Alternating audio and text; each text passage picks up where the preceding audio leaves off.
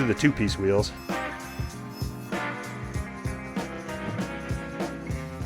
Hey, I know it's been a while, but I'm getting back at it with some stuff, so sorry if there's train noise, first of all. I am cutting apart the rarest Rav4 wheels that you could get for a first-gen Rav4. So, the sacrilege.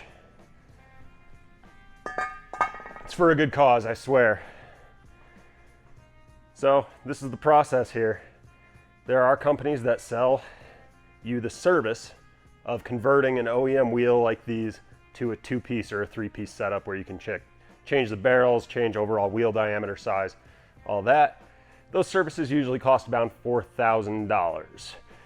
So I have a friend that has access to a whole machine shop and undisclosed location, 12 hours from my house.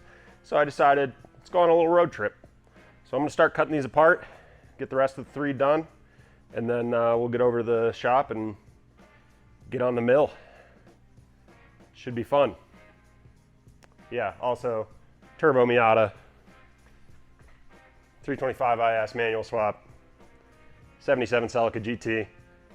We nicknamed the Shelfica because Marcus doesn't build his cars. Anyway, 95 Land Cruiser back there. That's getting a Chinook, and then we got an 85 solid axle 4x4 truck with a Chinook on it as well back there. So lots of cool stuff in this shop. All right, let's get at it. So first things first, I am going to mark these. And this is just a rough estimate. Cut the valve stem out. We don't need that anymore.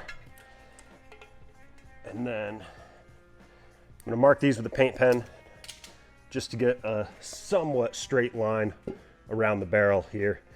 I just need to part these to halves so we can get the face on the CNC mill and get going on that. So I'm just gonna put a mark right around here. That leaves me plenty of room to cut back with an end mill on both sides if I need to. So we'll go from there. So I'm just using a screwdriver as a spacer and a paint pen. So just put these like that and just drag it along the edge there. Again, this doesn't have to be perfect. This is just a guideline. And we tried to do, I had a 5th spare and we tried to do this with that one first. And it worked, but it turns out that 5th spare I got from the junkyard had massive damage. They probably hit a curb at like 50 miles an hour because it was screwed up. It had about a half-inch deformation on the face on about 1/3 of the wheel. And the barrel that we cut off was like spring-loaded, and it was like egg-shaped, more than 3/4 of an inch out around. So we did what we could, and we got a good idea of how we're gonna actually do this for real, which was good because these are, anybody that knows these wheels knows they're not easy to find, and when you do find them, they're usually not cheap. So these are optional wheel for 97 and 98 only, I believe, on the Rav4s. And that option, I'm not sure how much it cost, but it was because, if you see here, they were OZ wheels made in Italy and they're forged. So kind of cool wheels.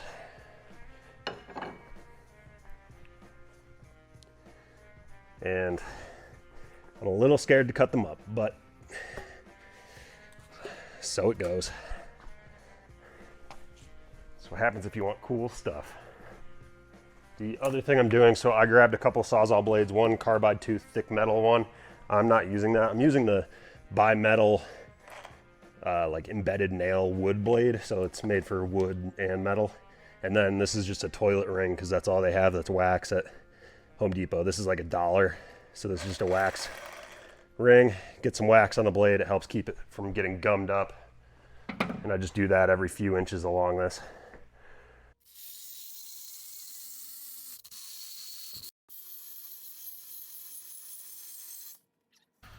did the test wheel with a parting tool on the mill, and it worked great, but it took like 42 minutes of run time with the machine. So this maybe 4 minutes, and Sawzall blade is a lot cheaper than a end mill tools. So I'm doing it this way.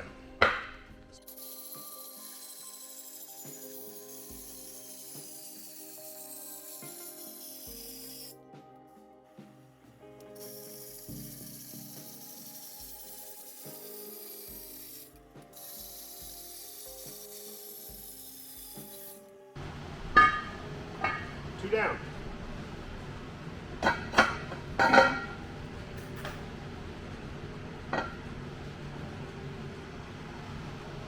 Make some 14-inch wide wheels with the extra barrels here.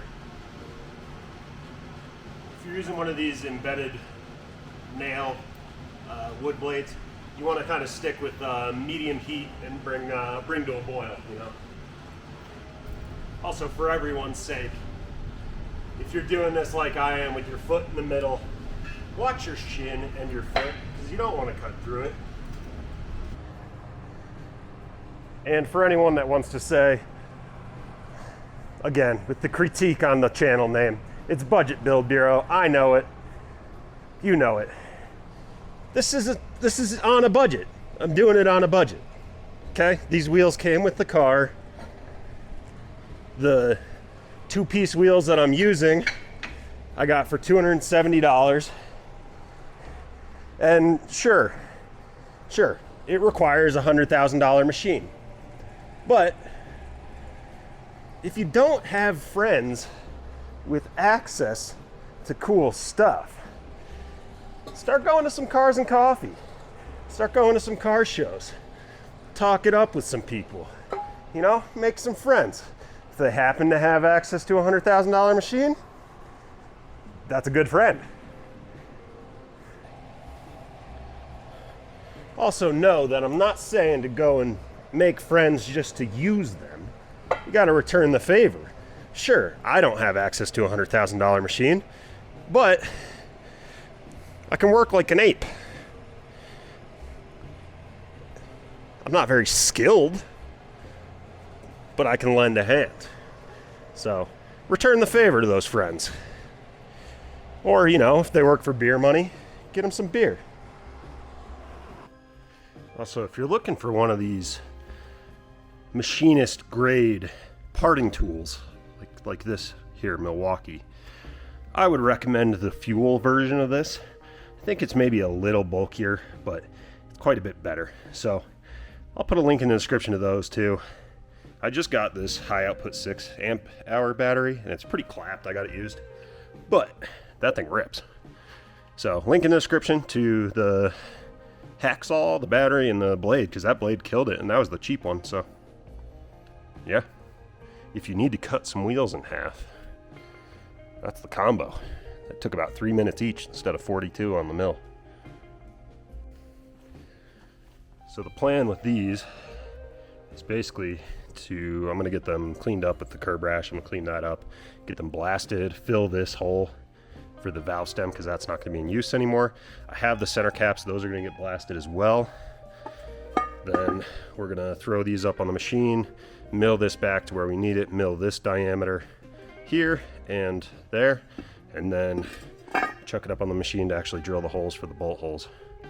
So yeah, should be kind of cool. We'll have video of all that. And then they're gonna get powder coated. These are the center caps. Also, I don't know if you can tell, but they got some nice fake carbon fiber little rings here. These are real bolts. So I think I'm gonna probably outsource these and get these from Send Cut Send, because I think you can get real carbon from Send Cut Send. So I'll make a file for this little ring and get real carbon inserts for the flex. Then these are the 2-piece wheels. I really like these wheels. They're pretty sick. They're the BMW Chromadoras. I forget what people call like the model number, but they're kind of sick wheels. They're 18. There's a stagger setup, 18 by 8 and 18 by 8.5. So kind of funky, and they're high positive offset. They're like a 50 plus 52. So the math will kind of work out. I'll explain that later. But these are 8mm triple square for the bolts, and those are titanium bolts, so you got to be careful pulling those out. Hopefully, fingers crossed, I can get all those out without breaking any, because that'll make my life a lot easier. And then I'm gonna have to go through, strip the barrels because I clear them, strip them, clean up the curb rash, and polish those out. But those should be pretty good. So yeah, a little quick shop tour here. It's no longer my shop, but Kyle is taking it over. We found this Land Cruiser for him. That's gonna become a Land Cruiser Chinook here in a minute, so videos on that to come. Then we got another Chinook over here, and this doesn't even include my Chinook.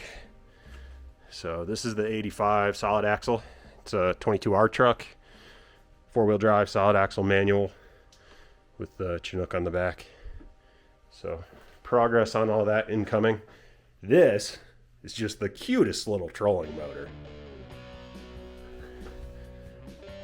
Look at the size of that prop. It's hilarious. Found it at Goodwill. Tanaka. I guess it's the smallest trolling motor, gas trolling motor ever made. So somebody correct me if they know more about this, or comment, because I'd love to know more. It has the tiniest little Walbro carb. I couldn't pass it up. I saw it at Goodwill. And we got the Sequoia. You guys saw the tour of this, and if you didn't, it's on my channel. Check that out. That's a little camper build inside of there. And then we got the other Chinook shell out here. This was the Courier. This was a 74 Courier. So this Chinook shell is a little bit different than the Toyota ones. Show the differences later on the channel on those. There's my T100. You guys have seen that before. Still making progress on that. I got the interior back together on the cab. So we got door cards and seats and steering wheel all in. I mounted the aux beam control panel. Everything looked pretty clean on there, so I'm happy with how that turned out. Got the manual ECU wired in as well, repinned. Got the manual ECU, so no check engine lights anymore. I got cruise control back. So progress. We're making progress here. Also, I may make a video on the repinning process on that ECU, so keep an eye out for that. If not, it's going to be posted on a few different pages. Or if you need info on repinning the ECU on a T100, hit me up. Hit it. Again, this isn't doing any of the cool work, so, I mean, it's cool, but.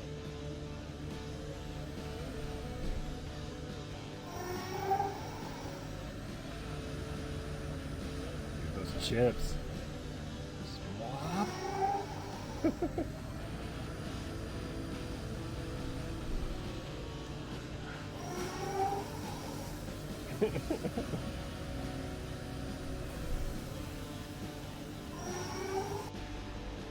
So you'll see what all of these spacers are for, but just satisfying machining things.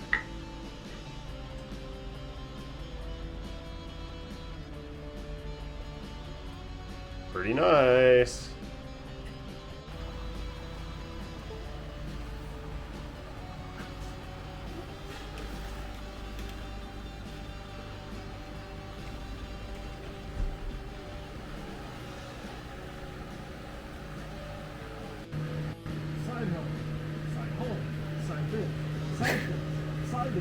Sketchy drum setup, sketchy pocket setup, slop, top, and slide, slot wider, tap that jaws, TJ needs some holes, unsupervised drilling.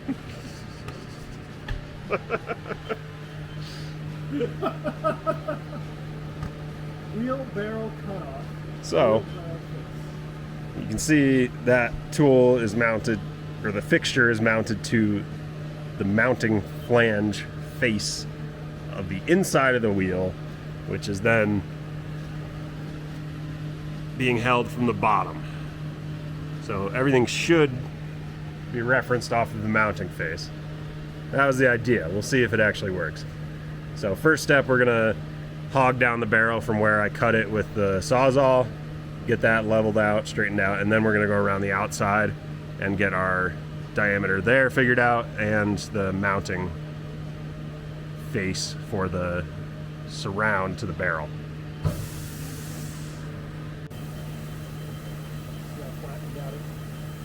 And you're really milling that air nice and flat.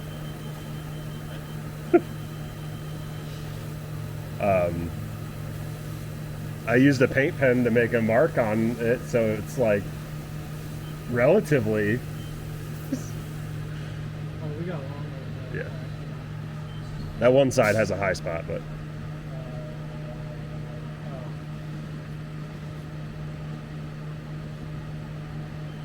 still, yeah, we're like a half inch out. That's pretty close. Closer. Now that we got all that pesky air out of the way.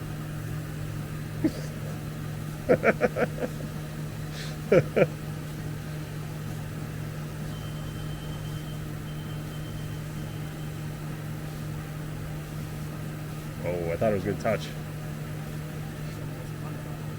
Yeah, yeah. Plus, when you're machining air, it gets really hot, so you got to make sure you have maximum coolant flow.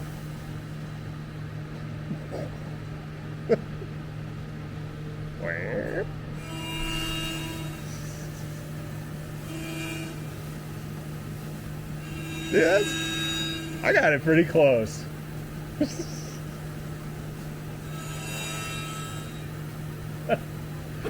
You can tell where I was like pulling the Sawzall one way or the other.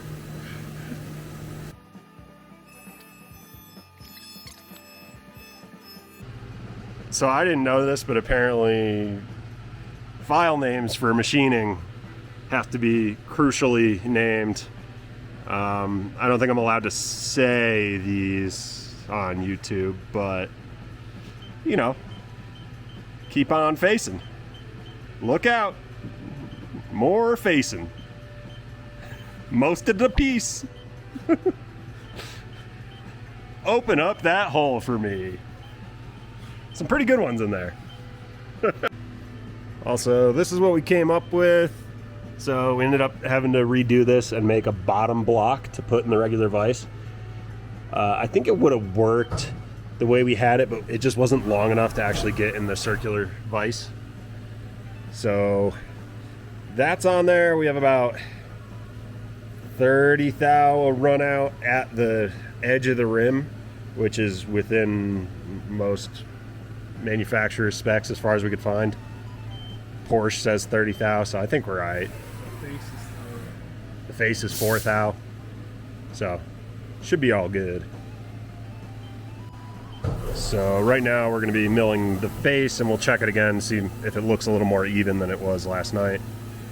And then after that, we have to go around the outside of it and get that little bulge off the side.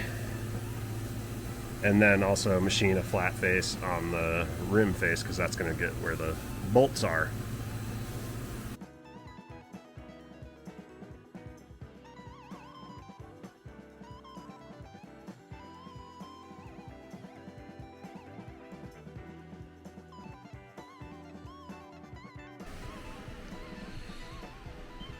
So we got these machined.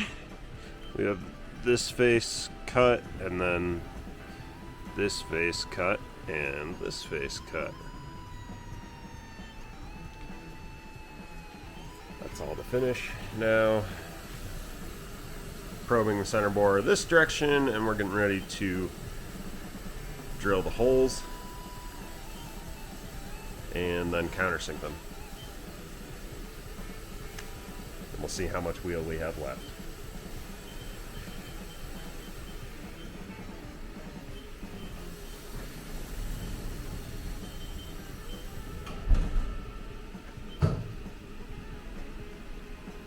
Do the beep, do the boop, beep, boop.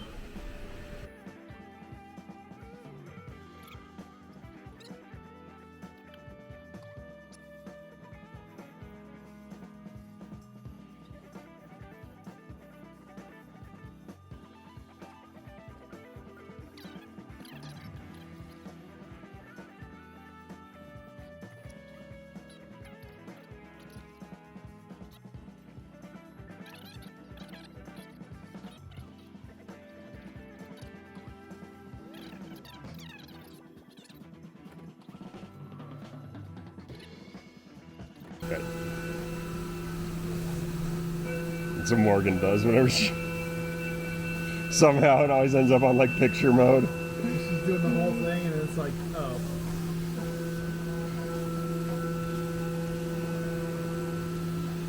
I got some great stills for the,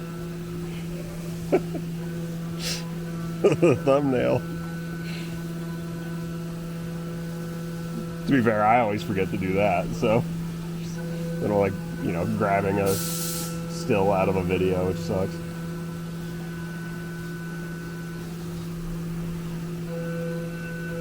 Yeah, I mean, they look like, it looks a little funky just because there's like some variation, right? Yeah. But they're even. yeah, anything that isn't designed for Well, it's a two-piece wheel. It's a 3-on-20 as well. Yeah. So like. Yeah.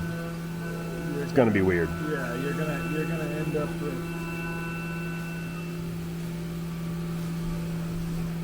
I still think it looks cool. Yeah. No, I think once they're powder coated and all done up, I think it's gonna look pretty sick.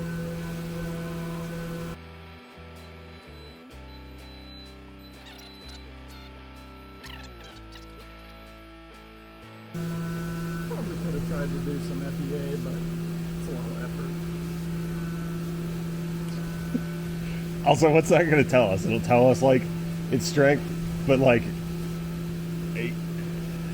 how do we don't know how much force I'm gonna put on them? No, but we could have been like, well, here's what it started with, and here's what you ended with. Is it at least? Oh yeah, I guess. Like, I don't know. how much did we chop out of it?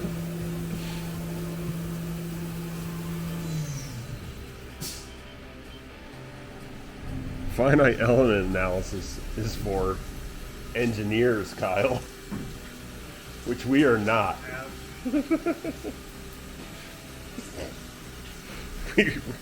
We did go to school for that, but we just didn't finish. We got pretty close. Pretty close. Yeah, it looks like there's still plenty of meat there. Like Yeah. Oh, yeah. Cool. Oh yeah. Yeah. Yeah, I don't think we really like got anywhere near the thin part. No. So. No, the thin part's like out here. Yeah. So. Spicy. Yeah, don't breathe. Spicy. Yeah, basically, you just don't breathe. Smooth. Alright. Doing some more beep boops. Missed it. Oh, and you're shooting from the hip.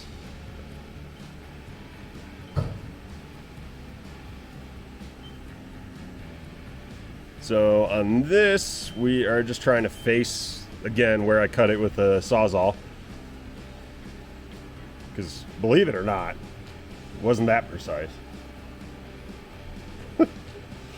And then, beep, boop. And then we can face this down, flip it over, and then we're making our, I don't know, hub-centric rings, whatever we want to call it. These are all set. So these are gonna get blasted and then powder coated, but all the holes are chamfered, poured in there, got a solid amount of meat left there. Looking pretty good. Valve stem hole there. These ones are gonna get plugged. I don't think I'm gonna weld them, but I'm gonna see if we can get powder coat on JB Weld. I'll probably just JB Weld that, sand it smooth, just to cover that hole.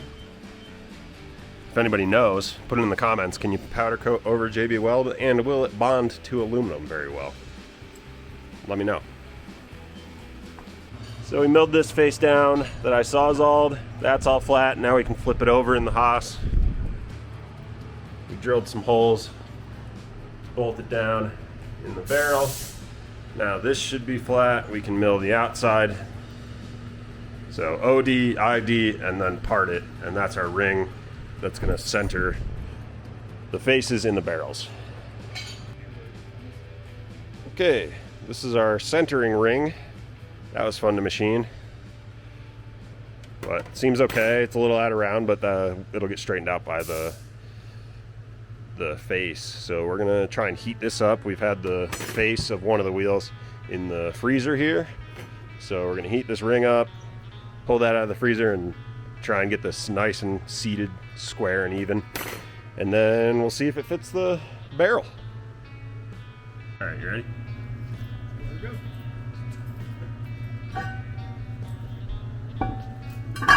That's the side that we need to drop on, so. Just as it is. Yep. Okay.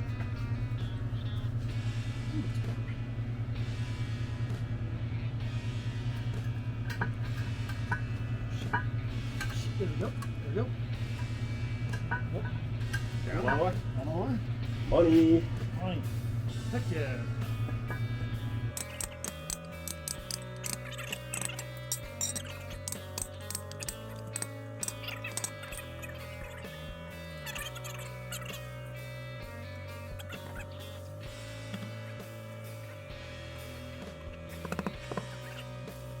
A pretty good slip fit. I'm sure that's cold, so like a little bit of interference fit. Yep. It's perfect. Yep.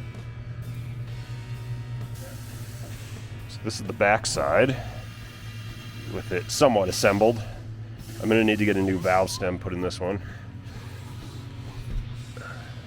and clean up the rash on the. I think this is the worst of the rash.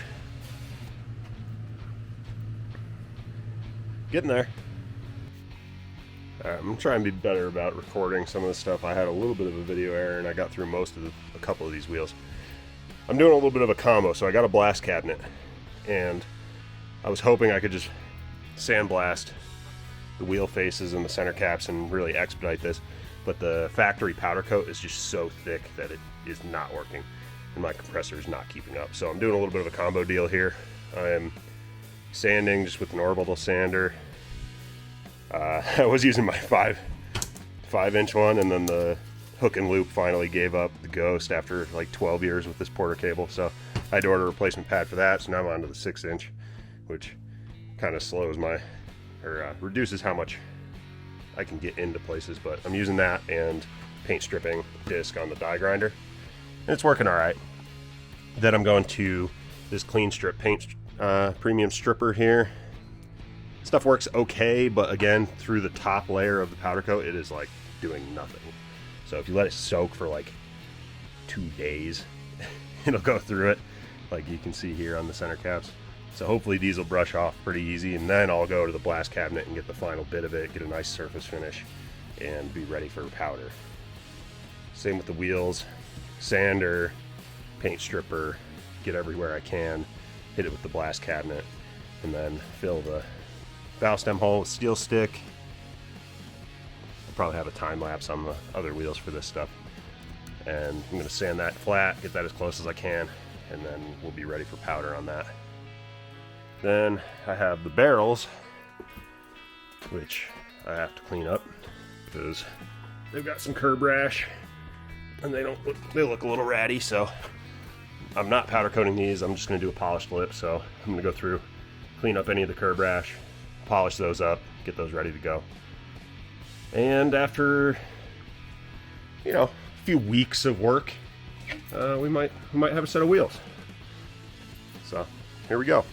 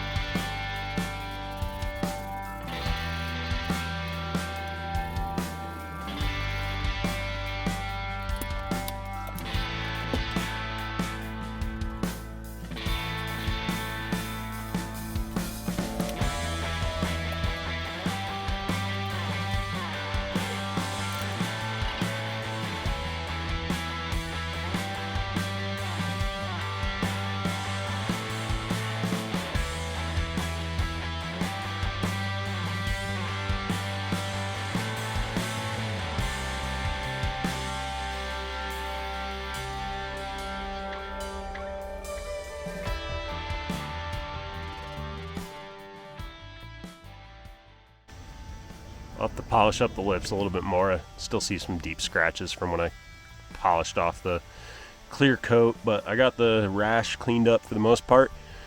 They look pretty good. Still waiting on the carbon surrounds there for the center caps from Kyle. Doing real, actual carbon bits, not these plastic ones, because these are pretty faded out. And why not flex a little, you know? Have some real carbon on there. Because weight reduction on your 50-pound wheels. I gotta weigh them. They are pretty heavy, but we'll see. So this is a 18 by 8.5 in the rear now, and 18 by 8 in the front. So slight stagger, but same size tires all around. So that should be fine with the all-wheel drive and everything like that. I'm not worried about that at all. Offset's about the same. And fitment's pretty good. It's gonna come out probably another inch in spacers, and it's gonna get lowered, so it'll tuck a little bit more and come out about an inch when I do the... It's gonna come out about another inch, because when I do the big brake upgrade, then I'm gonna have to run spacers to clear the spokes. So that was gonna happen either way, whether or not I converted these, but that's why I kind of calculated the offset to have them tucked just a hair more than I'd like. And then when get the spacers on, they'll come out.